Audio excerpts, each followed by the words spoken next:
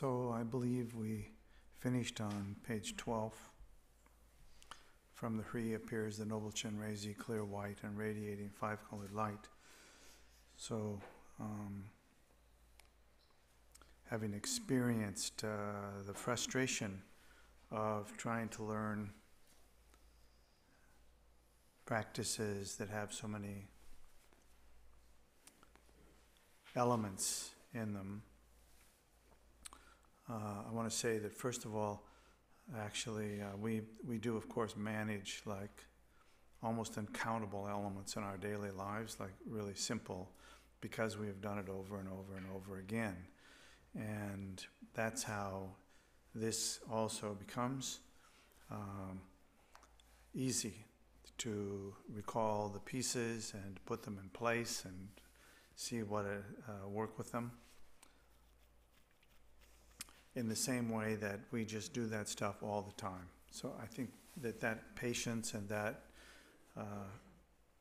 unfolding is straightforward. It's simply a matter of repetition.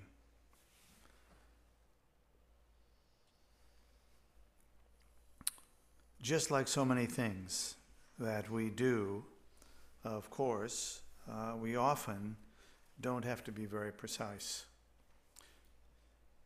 That is to say, if I walk from here to a place to get a cup of coffee, I could take any of 5 different directions to go. And maybe I would change my mind on the way and go some other way.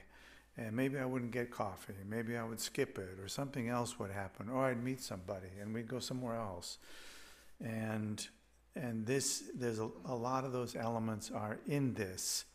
And so there's a way in which we, I think, unskillfully tend to want to replicate the ritual precisely as it's stated over and over and over again, when something else needs to happen, which I'm going to mention in just a few minutes.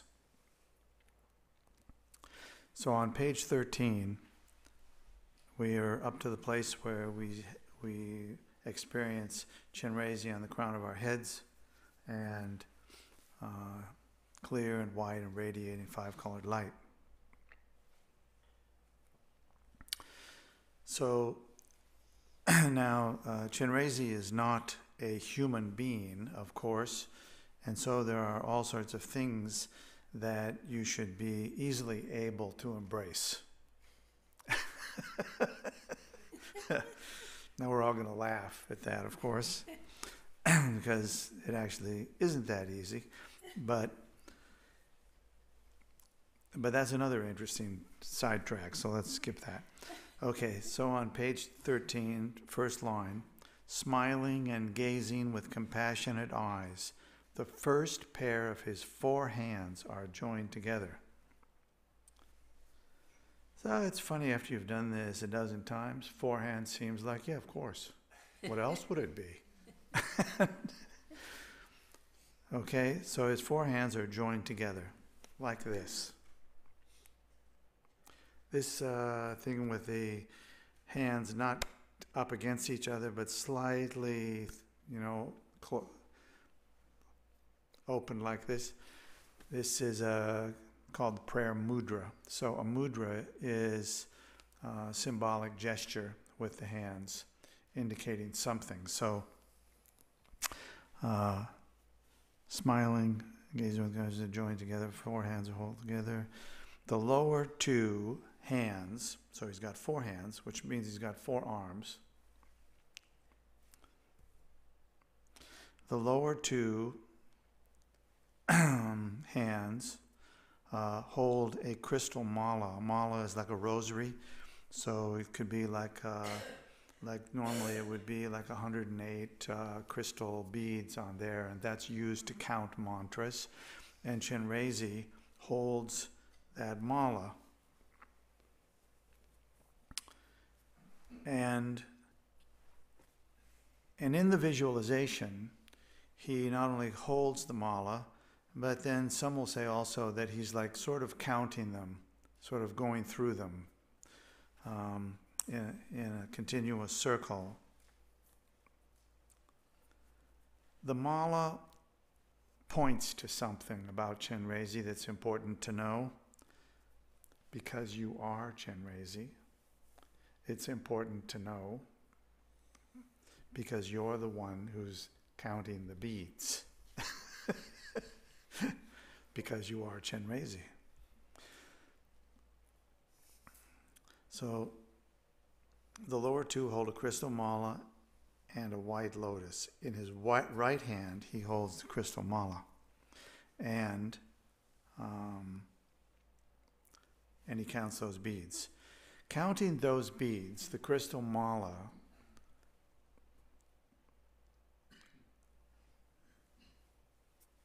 in this case, tells you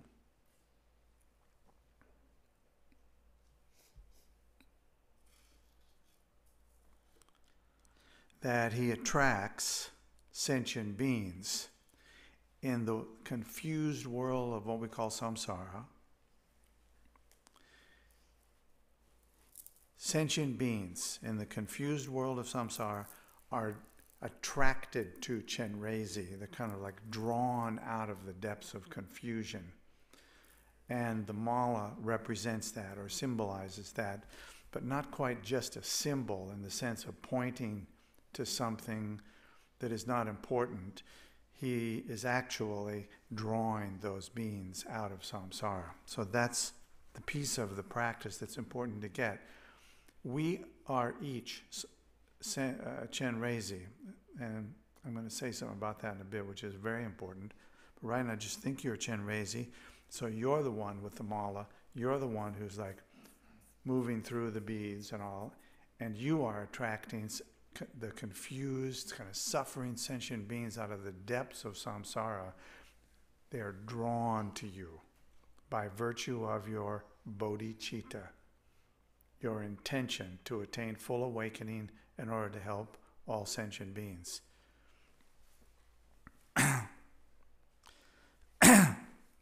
He is adorned with jewels and silk.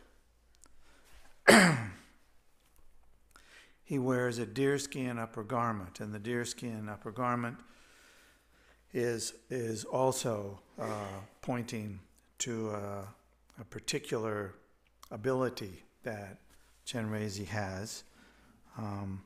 And much can be said about it, but it's basically the ability, say his presence in the midst of conflict, for example. Like the conflict cannot survive. Like the mere presence of Chenrezig undoes the things that bring about conflict.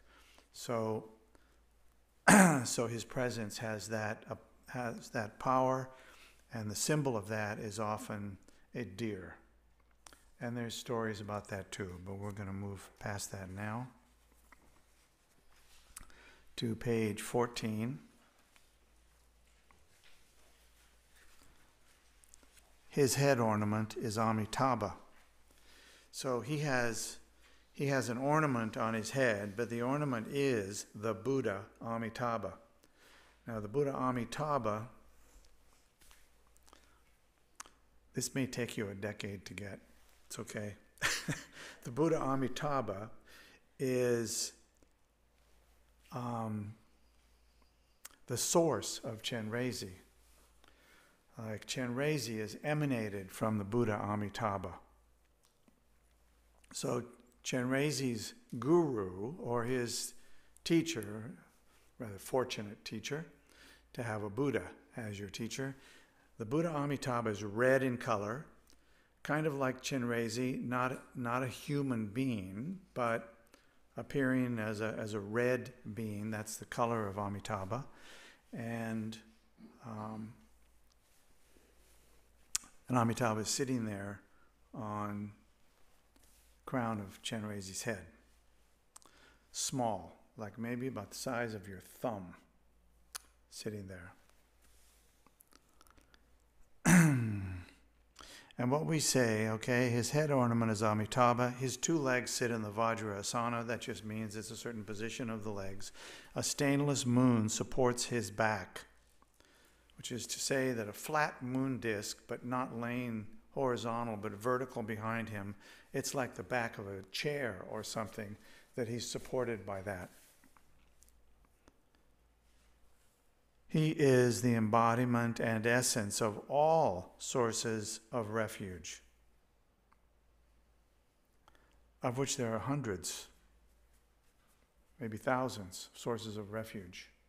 So he is the embodiment of all of those sources of refuge.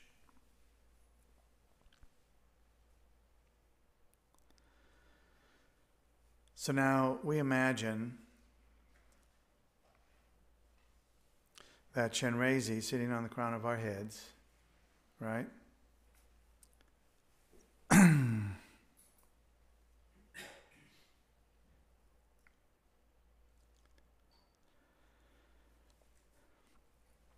I like to put it this way.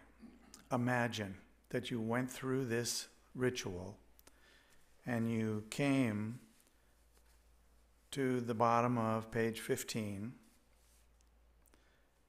and you recited the homage prayer here, which we'll do momentarily.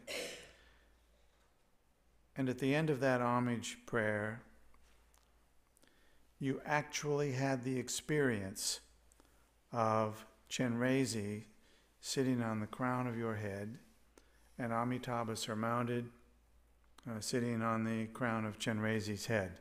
That you actually had that experience, that you felt it, that you could almost see it, that you maybe actually could see it.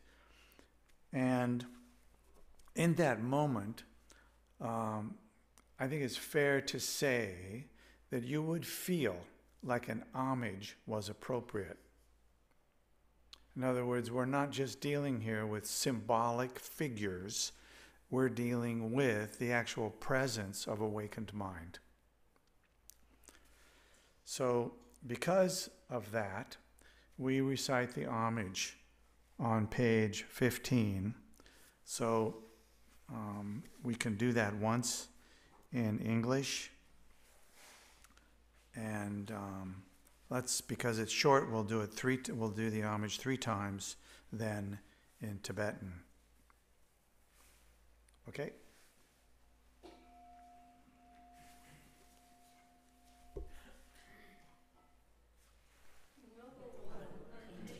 By the mire, your form is luminous white. A perfect awakened one adorns your head. With the eyes of compassion you gaze upon beings. To Chenrezig we bow.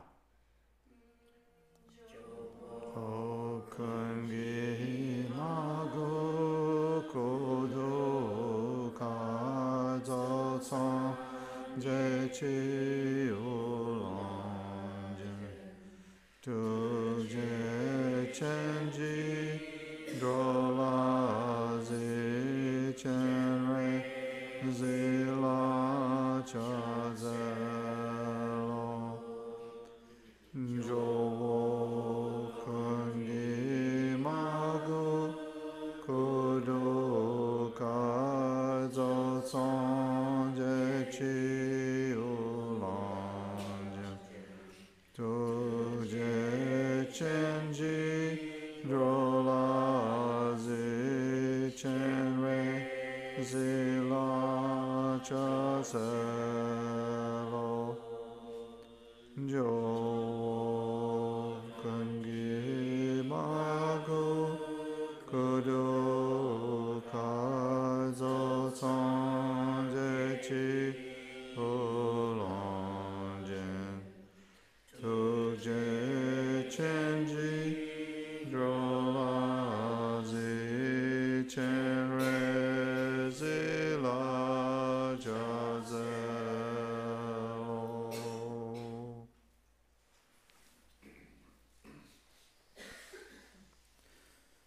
Now I promised something important, and so this is really key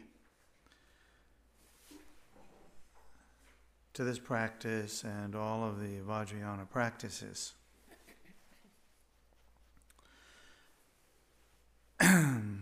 As we said earlier, it's of great importance that you hold the view that you are Chenrezig, that you embody the characteristics of Chenrezig, not just the form, though that also, not just the kindness and compassion, but that also, the four immeasurables of loving kindness, compassion, joy, unbounded joy, and equanimity, that you embody all those completely.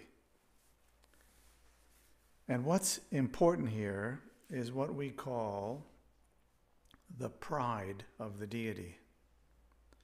So the pride of the deity is a key element in the Vajrayana.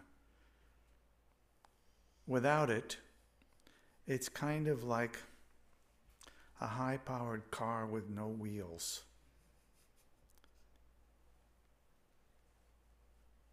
It's critical,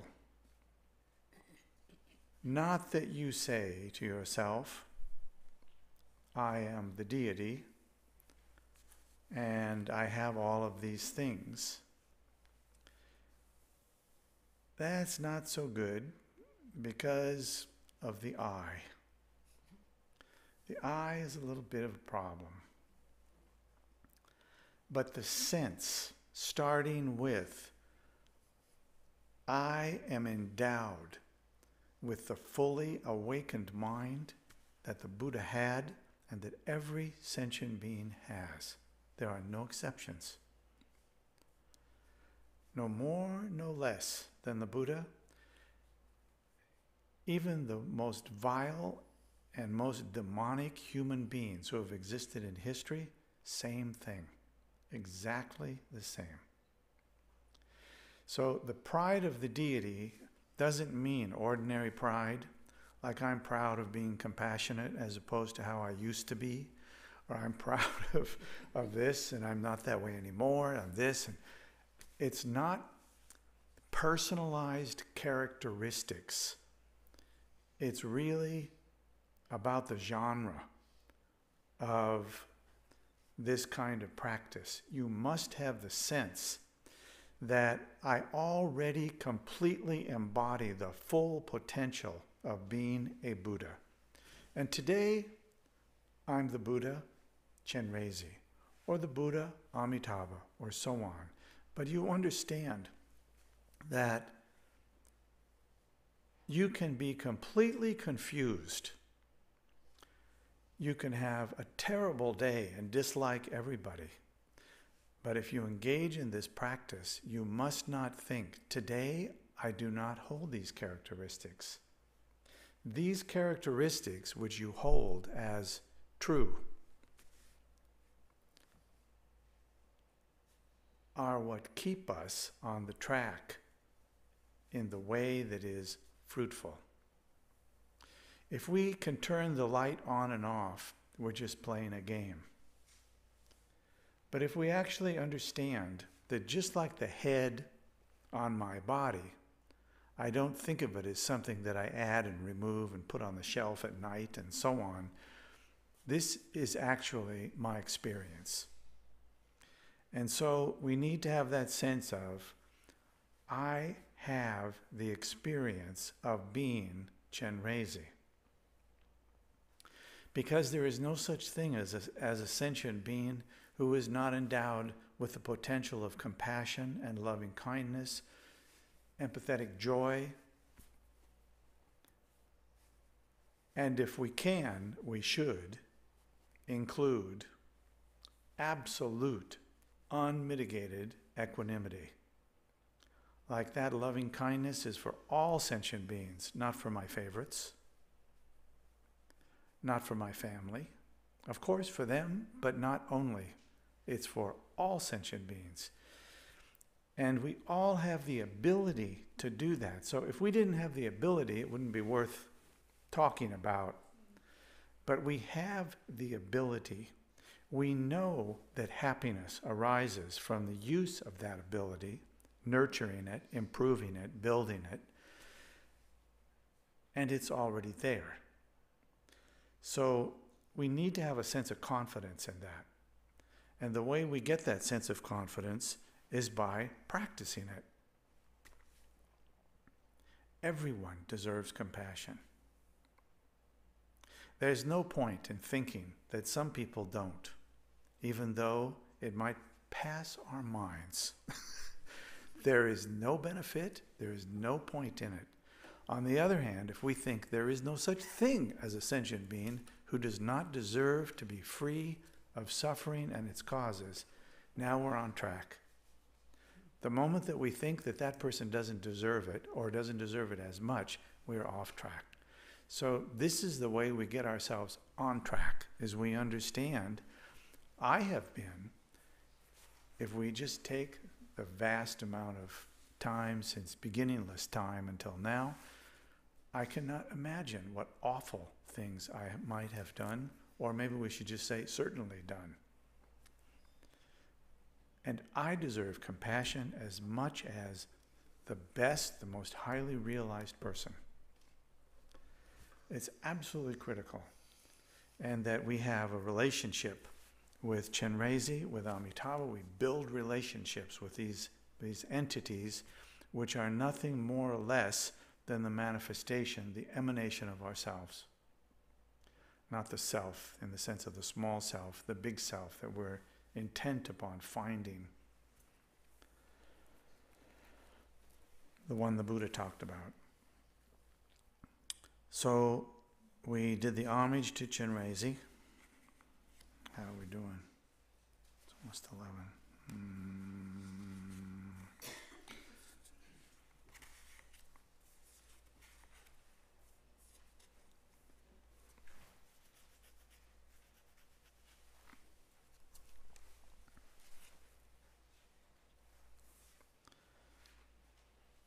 Yes. Now,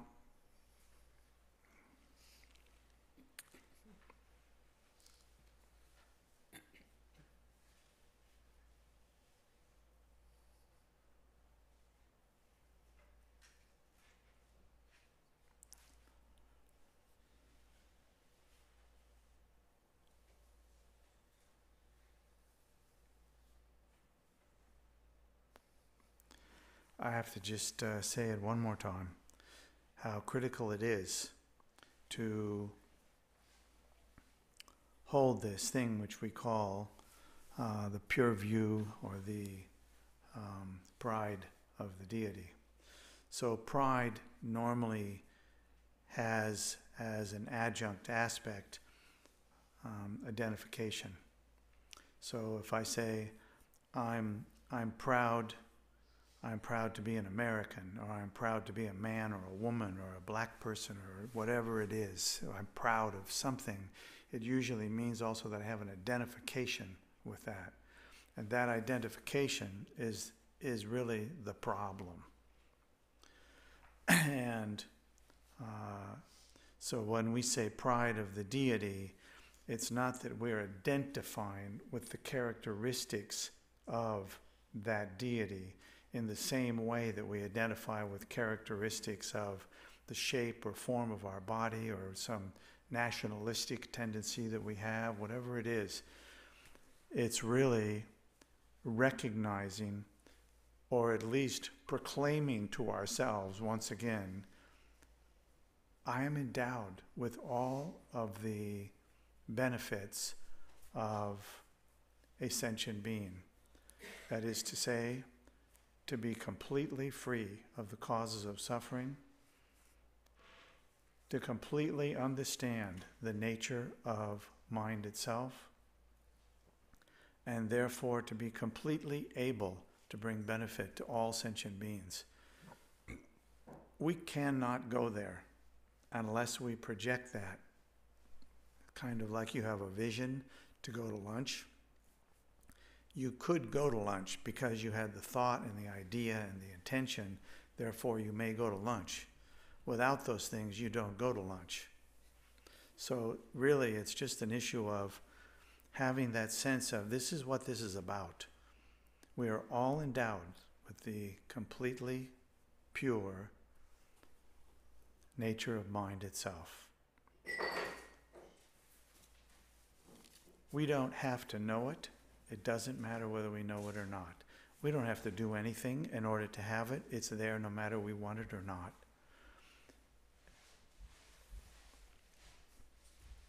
What we don't have is the experience of seeing it. And that's what all the practice is about. Okay, now if you'll turn to page 23.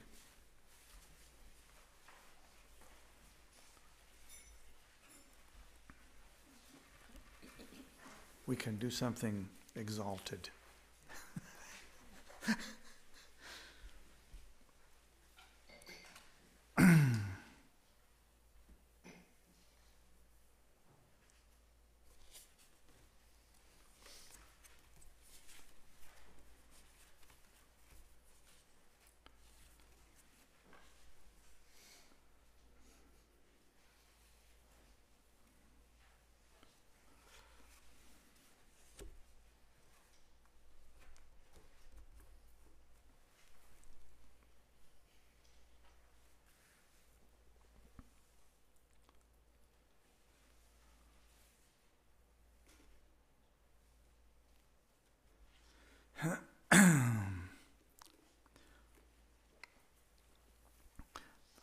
We don't have time for the full story of this, but just in a nutshell, there was in the past a great being, and his name came to be Tongtong Gyalpo. And Tongtong Gyalpo did many things. Some of them were seemingly ordinary. None of them actually were. And he performed miraculous feats by almost any standard, just kind of physical miraculous feats. In the time of centuries ago, he became a master of metallurgy and became famous for building bridges, iron bridges across rivers, thereby making it possible for people to move more easily in the environment, and so they were able to trade, and there was commerce, and things worked better, and people had more to eat and ways to take care of themselves that were not there before. The idea that somebody back then would build iron bridges, where my understanding is some of them still stand, and is truly a miraculous thing. So there was that was kind of the miraculous human side of things.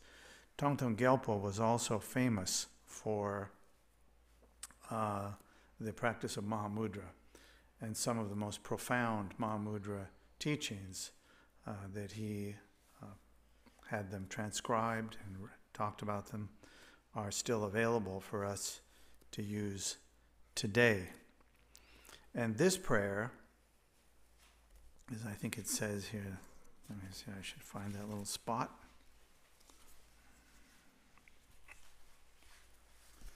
This prayer was recited by the great Siddha. A great Siddha is one who has great realization.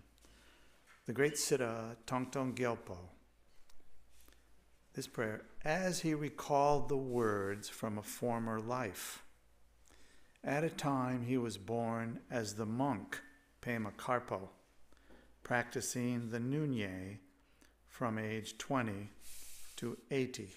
He supplicated with these words one-pointedly to noble Chenrezig. Hence the prayer indeed possesses the supreme mark of blessing. So,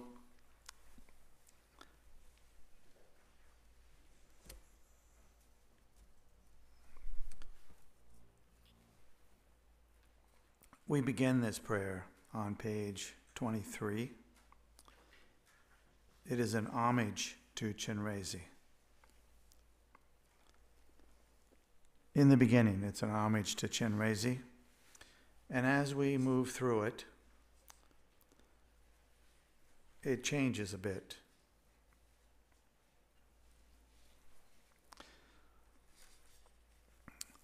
So we're going to go through it once in English and then read it in Tibetan. It's a very famous prayer, so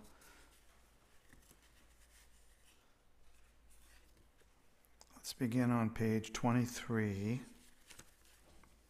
and we will go up to finishing page 24. Am I right, Bill? Are you doing the whole prayer? Yeah. No, then you would put it right here, then you. Oh, I'm sorry. I just want to finish the part that comes first.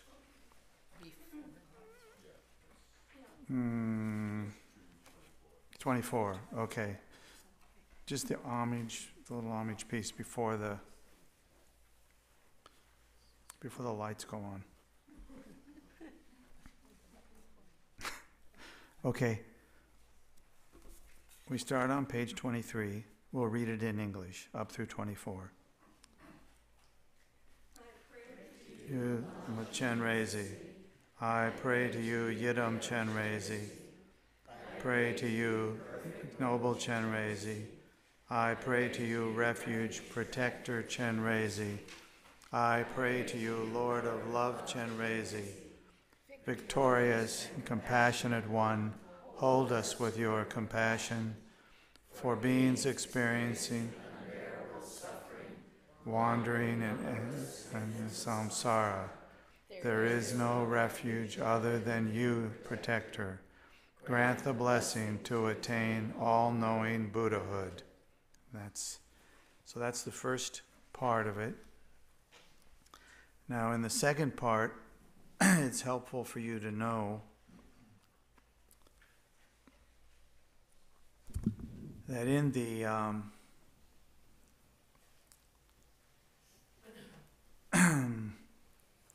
system that the Tibetans developed and that we commonly use, we have 6 main realms of existence. And we could say that there's 6 main realms of experience. And those realms range from the most horrific realms of experience, where the suffering is unbearable, and perhaps not incidentally, we refer to that as the hell realms. It has some significant differences in the way that we use it from the way that it's used in other religious traditions, and especially in the Christian tradition. But we'll get back to that. So the first realm is kind of a horrific realm, and I think what I need to do is, before we recite this, I'm going to read it through with a very quick commentary as we go. So the first section here, for the first realm, we're going to say, propelled by negative karma, accumulated from beginningless time.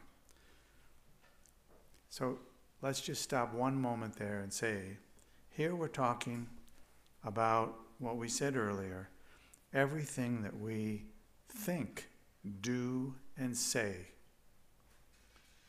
bears results. And those results they're not like just a bubble. You blow a bubble and you watch it for a bit and it breaks and that's done. These may bear results that continue for a few minutes to a very long time, like millennia or more. So it's really kind of like the world. If you do something in the world, especially if you do something big in the world, like you throw too much stuff in the ocean, it takes a very long time for that to go away. If we create certain causes and conditions for great happiness for others, that also takes a very long time to go away. In other words, good things can last a long time too. The negative things also can last a very long time. So when we say propelled by negative karma, this means from having done truly negative things from beginningless time, that is, the negative things that have been done from beginningless time, like time that has no beginning that we can reckon with. Sentient beings, that would be us, are born in hell by the force of anger. Follow to the next line. And experience the suffering of heat and cold. Heat and cold is kind of the symbol for the hell realms, in the sense that we mean here that there's an almost unmeasurable amount of suffering. We can't count the degree of it. It's so big. Heat and cold, in my sense, doesn't really rise to the occasion. You could have a good down jacket, for example, but it's the kind of thing we're meant to think that this suffering comes from the things that we do, and there, you can't say when it happened. So often in our culture, people like to say, "Oh, you're having that because it's your bad karma." But actually, the Buddha himself said, it's not, you can't reckon that. You can't figure that out. There's so many causes and conditions that it's impossible to figure that out. So my inclination is to say, leave the judgment behind with karma. We all have karma. Some of it is pleasant, some of it's unpleasant. It's helpful when it's unpleasant to just ask ourselves the question and not even answer it. I wonder what I did. Because it may have been done way before. It may have been done 5 minutes ago. When things ripen, we don't know. And where they came from, we don't know. So it's better not play the game of, I know why you're sick because of what you did last month. This is a big mistake. So don't even think that. But think that, having done a myriad of things, I have a myriad of experiences that follow up with those things over a very long period of time, like no beginning and no end. So we start out by saying, born in hell by the force of anger. Now here's the difference between some of our neighboring spiritual traditions. This hell realm was not built in advance. In other words, there's nobody there waiting for you to come because of all the bad things that you did. Nobody needs to be there. There is no there. As one teacher told me about this, he said,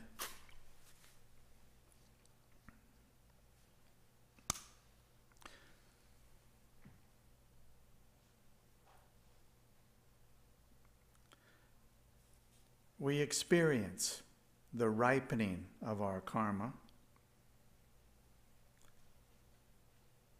but there is no place like hell or heaven or anywhere like that. That place is like a dream.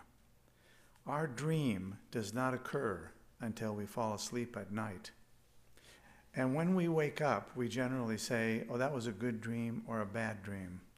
But actually, there is no clear continuation of it, and yet we are affected by the dream. Pleasantly, unpleasantly, we're affected by it. And when the dream is over, so is that realm. And we find ourselves maybe in the human realm. Here we are. Or maybe in one of the other realms. So the realms are divided into the upper realms and the lower realms, and the lower realms are generally considered places that are unpleasant or really miserable, and the upper realms are considered places that are pleasant or very pleasant. But they are all in samsara. There is no realm of experience that is not in samsara. There are other places that we call pure lands, but that's another issue that we will just touch on later today. So our thing here is we recite the realms and a sample cause of that realm. Like we say, propelled by negative karma accumulated from beginningless time. Sentient beings are born in hell by the force of anger.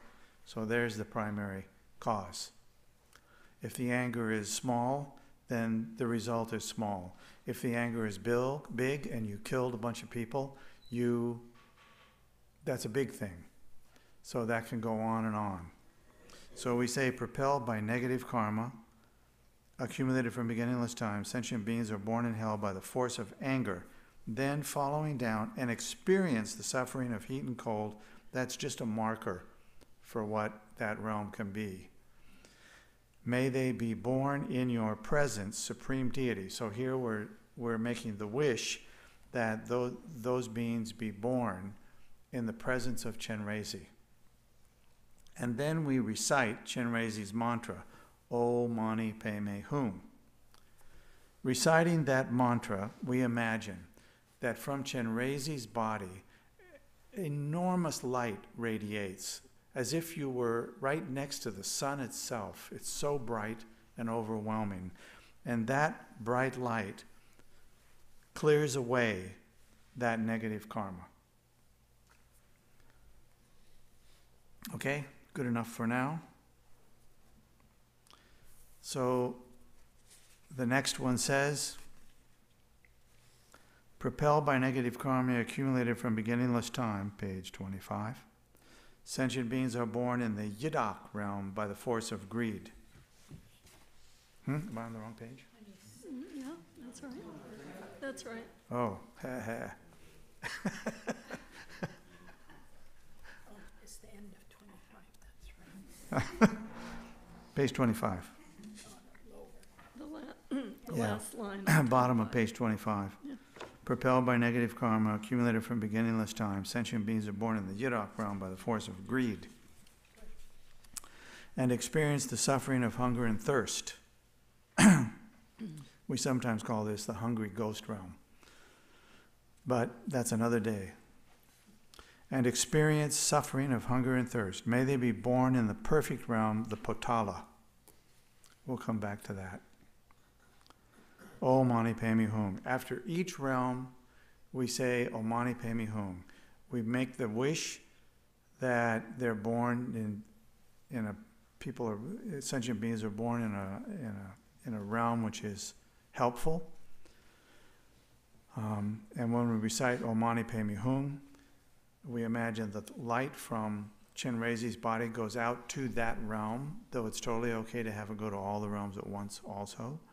And that light literally like burns away that karma, not in a negative, painful way. It's just like gone. It's clarified. So we go through each of the 6 realms like that, propelled by negative karma, accumulated from beginningless time. Sentient beings are born as animals. And we're now on page 26 in the middle, by the force of bewilderment. We used to have the word stupidity there. People were really offended by that. It's still there. Well, that's some text. Ours says bewildered. Oh, you have bewilderment? Bewilderment. Oh, is stupidity there on the next line? It's on the bottom line. Oh. I like stupidity. I identify with that. They're both there. They're both there. Both bewildered and stupid. Bewildered and stupid. Oh my God. It's even worse. Parts of bewildered. I mean, I think these things if you get into the details of this, you've made a mistake. It's like there is no day when we get up in the morning that it couldn't be hell. And vice versa. By lunchtime, it could completely change. So the issue here is that the things that we do and think and say are create the forces that we continue to experience in the future. And Chenrezig is the means by which that is clarified, purified, if you will. The causes of suffering are what we want to purify. They're the object of that thing. So you can put whatever you want there, so you don't have to call your favorite cat stupid. Though most of the cats I've lived with, mostly were.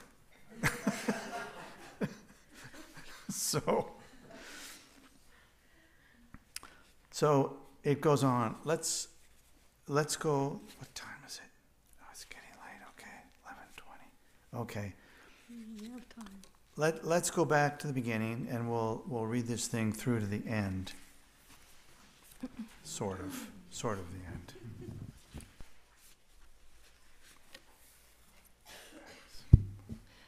In English? In English, Lama. In English, yes. From the beginning. Yeah, from the beginning of Tongtong Gyalpo's From page 23 or 25? 23. 23, okay. And what Here we page go. you wanna go to? I pray to you, What is it? Lama Chenrezig. I pray to you, Yidam Chenrezig. I pray to you, perfect noble Chenrezig. I pray to you, refuge protector Chenrezig. I pray to you, Lord of love Chenrezig. Victorious and compassionate one, hold us with your compassion. For beings experiencing unbearable suffering, wandering numberless in endless samsara, there is no refuge other than you, protector. Grant the blessing to attain all-knowing Buddhahood. By negative karma, accumulated from beginningless time, sentient beings are born in hell by the force of anger, and experience the suffering of heat and cold. May they be born in your presence, Supreme Deity, O Mani Padme Hum. Propelled by negative karma, accumulated from beginningless time, sentient beings are born in the Yidok realm by the force of greed, and experience the suffering of hunger and thirst. May they be born in the perfect realm, the Potala, O Mani Padme Hum. Propelled by negative karma, accumulated from beginningless time, sentient beings are born as animals by the force of bewilderment and experience the suffering of stupidity. May they be born in your presence, protector, O Mani Padme Hum. Propelled by negative karma, accumulated from beginningless time, sentient beings are born in the human realm by force of desire and attachment, and experience the suffering of excess activity and frustration. May they be born in the perfect realm of Dewa Chen, O Mani Padme Hum. Propelled By negative karma, accumulated from beginningless time, sentient beings are born in the demigod realm by force of jealousy, and experience the suffering of fighting and quarreling. May they be born in the realm of the Potala, O Mani Padme Hum. Propelled by negative karma, accumulated from beginningless time, sentient beings are born in the god realms by the force of pride, and experience the suffering of change and falling. May they be born in the realm of the Potala, O Mani Padme Hum. Life After life, with actions equaling Chenrezig's, may I liberate beings from impure realms and spread the perfect sound of the 6 syllables and the 10 directions. By the power of praying to you, perfect noble May the beings to be trained by me take heed of action and result, and strive for virtuous activity. May they possess the Dharma for the benefit of beings. Now the small print here, we may as well read that. This prayer was recited by the great Siddha Tongtong Gyalpo as he recalled the words from a former life. At one time he was born as the monk Pema Karpo, practicing the Nunye from age 20 to 80. He supplicated with these words one-pointedly the noble Chenrezig. Hence the prayer indeed possesses the supreme mark of blessing.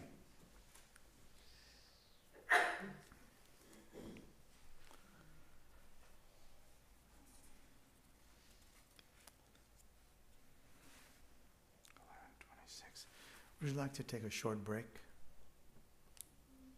How many? I see some heads nodding and some shaking. Who wants a break? Or who wants a break? Raise your hand. It's okay. When do we break for lunch? Will we break for lunch at noon? We will break for lunch at noon. So that's a half hour from now. I'm not sure what we'll break into, but we will. Maybe if you need your own break, just quietly go on by. Yeah, you can. And we'll Okay. continue. So we'll finish here in about 20 minutes or so.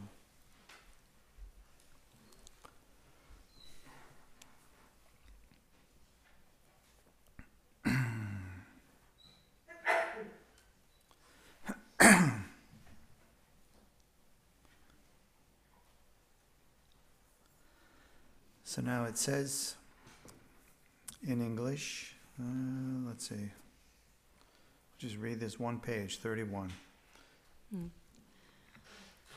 By praying one-pointedly in this manner, light radiates from the body of the Noble One and purifies impure karma, appearance, and deluded mind.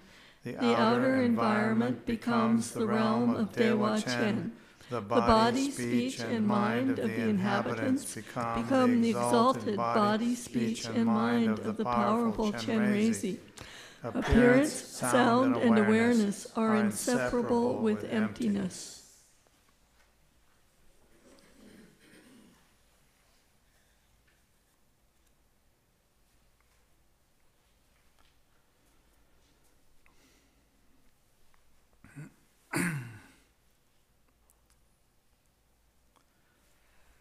Now,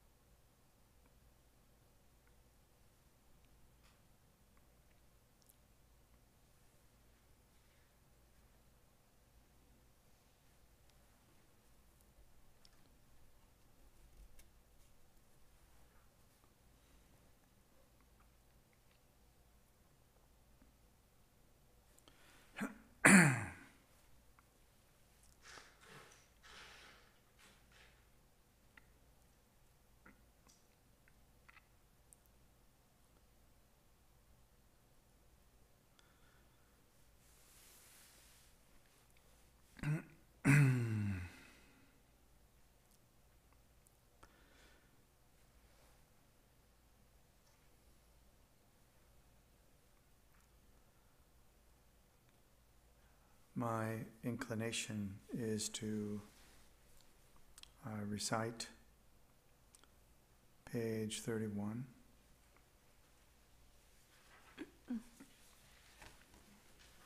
In Tibetan? Let's do it once in English and once in Tibetan. Mm-hmm. And there's a lot of things that need some explanation on page 31. And rather not start it before lunch. Maybe we could wait until the new year. Something like that. But after lunch we'll have an opportunity to discuss these things. Meanwhile, let's go through the ritual, reciting 31 in English once and once in Tibetan. And then we'll recite the mantra for a while, and finish up. By praying one pointedly in this manner, light radiates from the body of the Noble One and purifies impure karma, appearance, and deluded mind. The outer environment becomes the realm of Dewa-Chen. The body, speech, and mind of the inhabitants become the exalted body, speech, and mind of powerful Chenrezig. Appearance, sound, and awareness are inseparable with emptiness. Ditar sechi sota pe pape kule osetu mada klenam troshe janjinu dewa chenjishin nam chu ke drulunasem chenreze wanko sondu nandra gredam yemeju. Now we're going to recite the mantra for a bit. First, a bit of the to sing it in the beginning, and then we'll switch at your command and recite it otherwise. So when we sing it, it'll be obvious, and when we finish the singing, then the recitation traditionally goes somewhat quickly. So we should be able to hear the sound of each of the 6 syllables, Om Mani Padme Hum, Om Mani Padme Hum, Om Mani Padme Hum, Om Mani Padme Hum, Om Mani Padme Hum, kind of like that, but not so fast that it's just Om Mani Padme Hum, but we should be able to hear the syllables as they go by. This is page 32, if you Yeah. don't have that. Mani Padme Hum, Mani Padme Hum, Om Mani Padme Hum, Om Mani Padme Hum, Om Mani Padme Hum, Om Mani Padme Hum, Om Mani Padme Hum, Om Mani Padme Hum, Om Mani Padme Hum, Om Mani Padme Hum,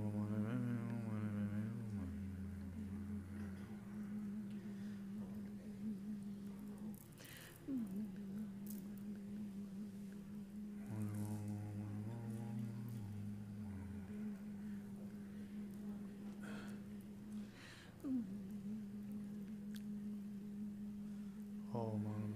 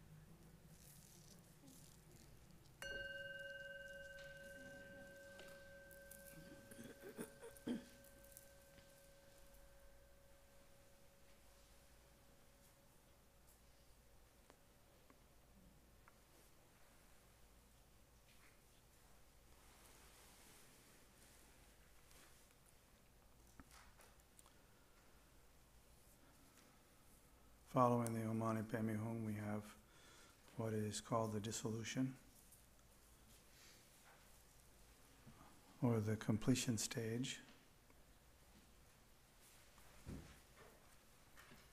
where we imagine that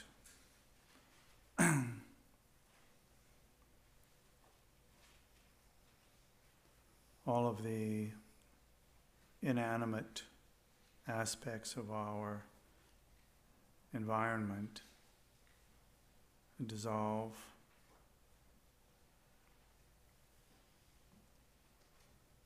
into each other,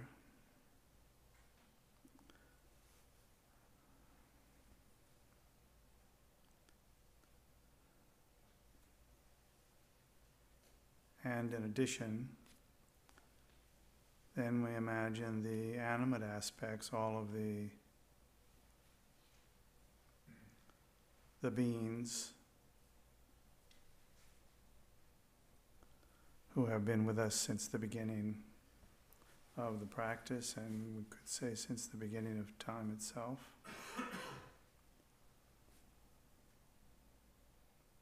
All of those beings, of course, are in the form of Chenrezig.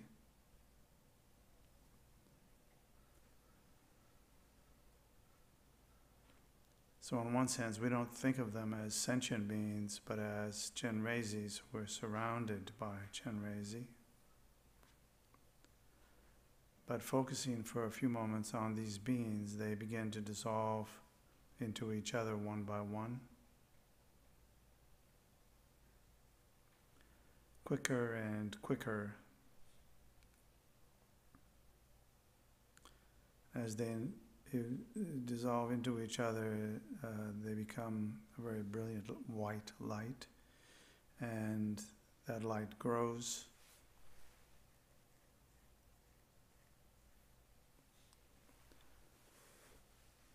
Then all together, that light dissolves into our own being.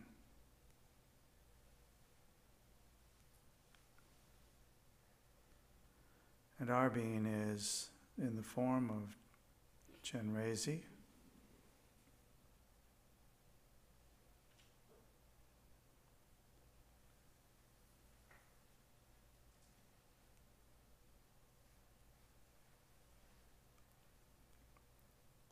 surmounted by the actual Chenrezig.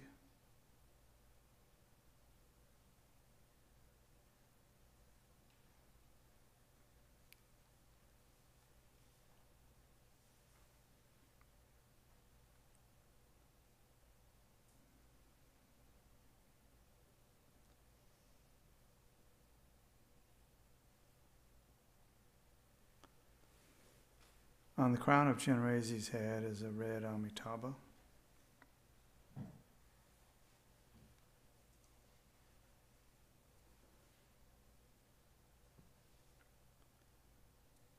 That Amitabha dissolves into Chenrezig, and Chenrezig dissolves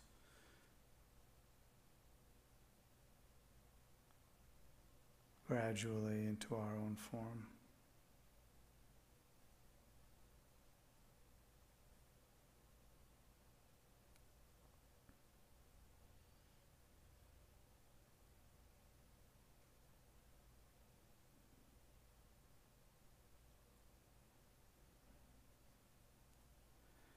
And there are a number of ways in which the form of Chenrezig can dissolve.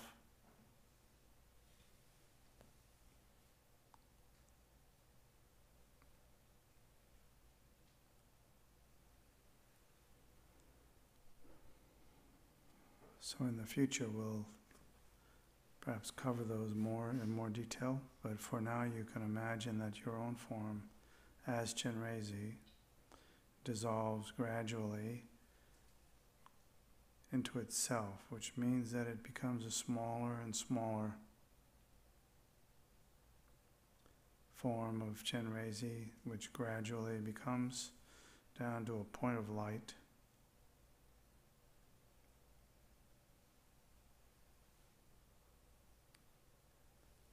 And that point of light then gradually dissolves into itself.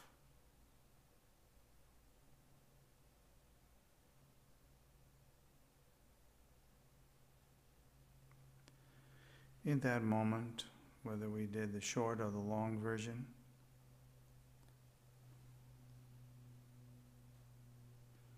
the mind is still.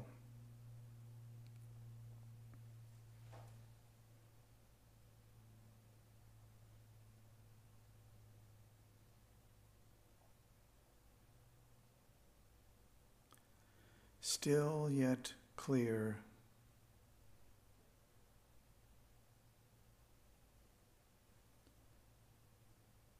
The appearance is gone, but the clarity of presence is still there.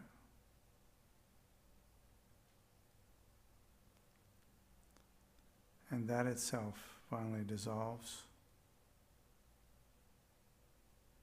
And we rest just for a few moments in that place.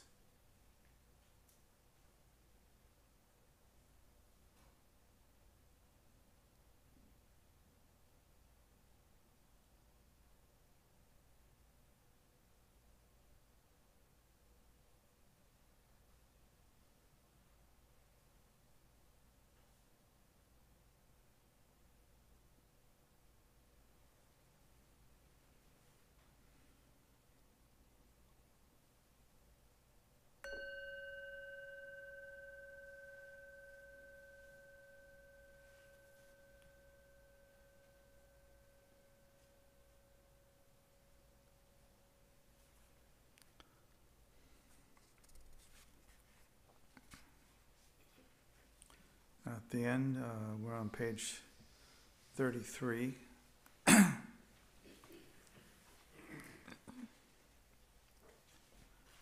We could read the English once and the Tibetan. Be good. The apparitional bodies of myself and others are the body of the Noble One.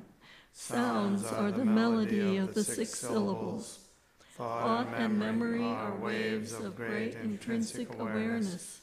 By this virtue may I quickly accomplish the state of powerful Chenrezig and establish all things without exception on that level.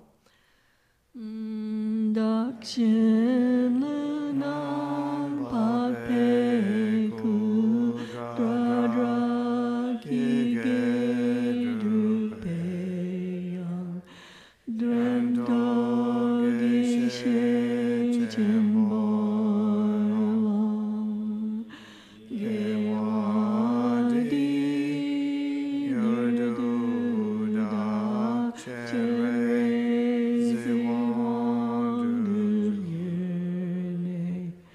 Drawachikyan Malupade Sala Gubarsho.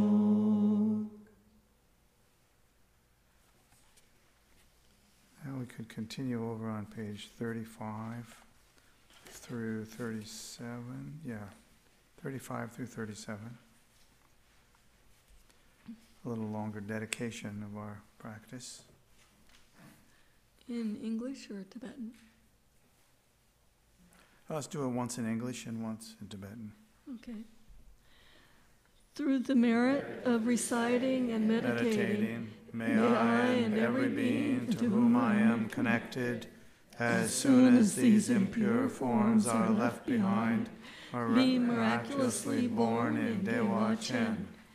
Immediately then, having thoroughly traversed the 10 levels, may we benefit others with emanations of the 10 directions. By this virtue, may all beings perfect accumulation of merit and wisdom, and arising from merit and wisdom, attain the 2 sacred bodies. Bodhicitta is precious. May it arise in whom it has not arisen. Once arisen, may it arise grow and flourish. Ditar gom de chi pet sonangi dang dang dang la del do growakan mi sang lu di bo wa gyo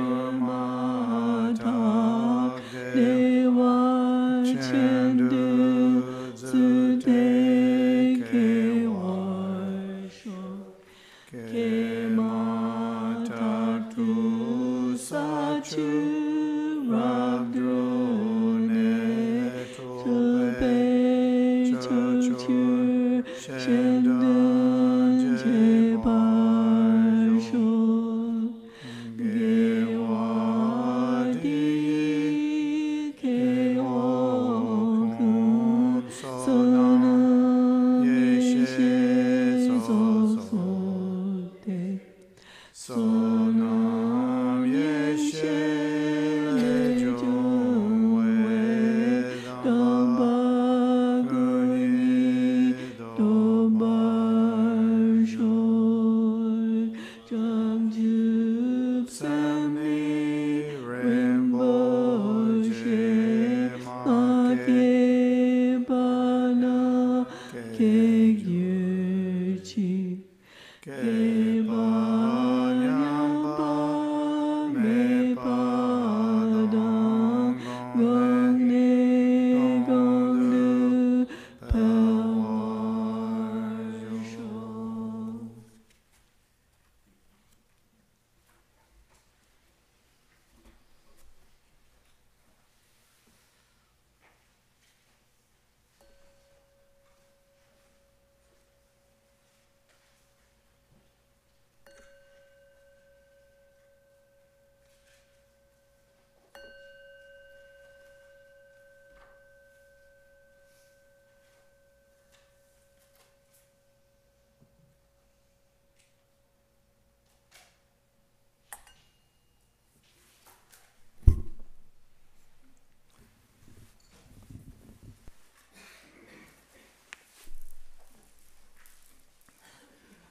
So I think Bill has made lunch for us.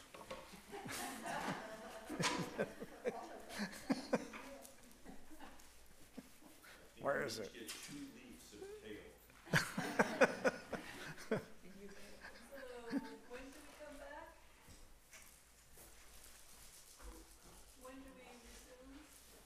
Normally it would be, what, let's see, 1:30. Yeah. Shall we be normal? Normal it is. Linda has an announcement. Oh, yes. Yeah, yeah. So we have a new system. We're downstairs now, and I don't know how that system's going to work, so I'm looking for people to help me decide how that's going to work. And it'll probably change as we just, while we end up using it. But anyway, I'm very open to ideas, and if you're interested in becoming part of the kitchen team or tea team or have ideas about how things might function better, other than the way we have them set up now, please come see me. For now, there's a couple things in the oven that are going to be hot, but there's plates and silverware and napkins downstairs. So please just join everybody downstairs, and we'll work it out. Thanks.